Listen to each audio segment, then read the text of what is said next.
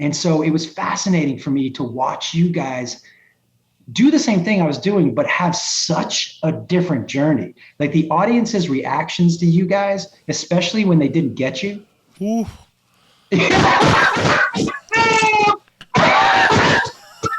Was something I never had to deal with, Ooh. you know? Yeah. Ooh. Especially when you were this Joe Diaz, when you were this guy. Ooh. This dude, the hand pumper, you made some people nervous up front, for Jack, when you were doing this. God damn. Do you remember the very first time? The very first time I saw Brody snap on stage was at the Underground, and his jokes he was bombing. And he said, I don't think you understand, people, how hard it is for a single man to shave his own back by himself. He goes, I got trouble spots. And he lifted up his shirt and he showed the patches on his back. Yo, trouble spots. I was howling, but I was like, in my life, I'll never have to do that. You know what I mean? It was great. Yeah. To watch Brody, especially at the store and at the Underground. I have those memories drilled. Listen, man, I have a problem. I can't remember nothing from 2010 on. Like, if you bust my balls about 2014, I don't know nothing. Between the edibles, the fucking reefer, the kid, God knows, nothing. I destroyed my fucking memory.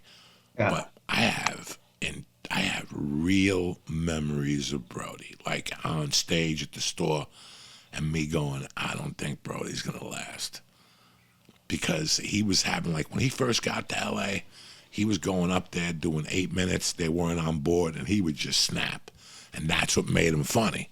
You know, we loved it. We loved it as comics and fucking, you know, in the back. But the audience, he was struggling. Yeah. You know, he was struggling. And I respected Brody because he showed up every fucking night. He didn't give a fuck what happened the night before. He had the right attitude.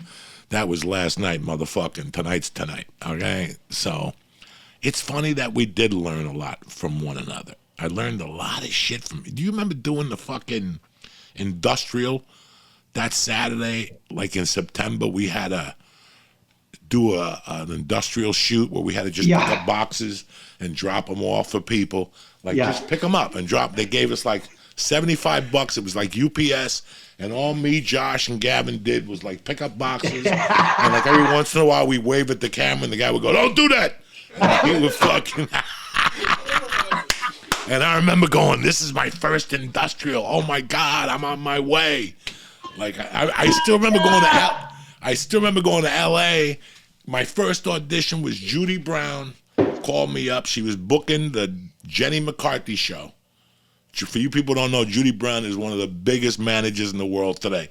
Sebastian, Whitney, fucking Bill, what's his name? Not Bill Burr, but Bert Kreischer. I'm really proud of Judy. Judy came a long way. I met Judy in Colorado Springs when she was charging $20 to take a stand-up class before you could do the open mic there and shit. I'm like, Judy, I'm not paying you $20. Every time I see her, she's like, you never paid me that $20. I'm not going to pay you that $20. In fact, you owe me $35 from fucking Vail. How's that? When my car blew up and I left it there and I had to call the dealer and go, remember that nice fucking car that was there? Yeah, the engine blew. Where are you? I'm in Vail. I quit. I'm in Ann Manny's car. Dog, I fucking quit. I'm in Ann Manny's car. I was talking about the Ann Manny car the other day when it got towed, and I tried to go down to Hollywood to get my shit out of it, and they're like, you need a registration. And I actually went home and like got Carol's registration and tried to fucking. How many tickets were on that car? 200. That's not an exaggeration, by the way. 200. I remember seeing those tickets in the back seat. You should just take them and throw them in the... I just took them and threw them in the back and shit. I still remember the lady would follow me. The little black lady with she had like a fucking cheese Danish on her head. She spun it around her head like the afro. She was the most angriest woman in the world. I brought her flowers. I sang her Michael Jackson songs. I would sing her Al Green songs. I threw the whole black catalog of love music at this sister because she was fine too. Yeah. And she would get out of my face. And I remember finally one day she goes, "I'm just going to keep giving you tickets." And I go, "Fuck it." I had a stack there must have been 100 in there. She goes, "Ooh, Lord, you're going to go to jail." And they didn't tell me in Hollywood. They got me up in fucking the valley. Yeah. They got me in the valley with that fucking car. I was in there taking a shower. I go outside to get my shorts. The car is gone. I didn't bring all my luggage with me. I just took a T-shirt. If I would have brought my whole luggage with me, I wouldn't have been in this predicament today.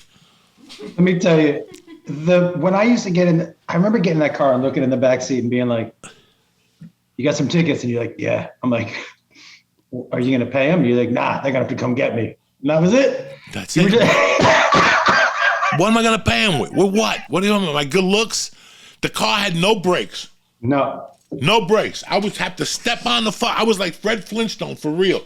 I'd have my foot on the brake and the other foot outside the door, stopping the fucking car. I dog on the 405 South. I had to do it one time. The car had a tremendous cassette player, a sunroof, and air conditioning. You don't know how many times I would just park on the street, pop the seat back, boom, and just pop the sunroof. I still remember being on Vista and jerking off, doing coke in the car, fucking jerking off and then taking napkins and put them outside. And I remember waking up in the morning when the sun wakes you up and stretching and looking down and seeing like 8 little sperm napkins and going, "This is not good. This is not good." I jerked off on the street on Vista. By the way, I'm going to hell. I would not be surprised if those sperm napkins were still on that street right where you left them.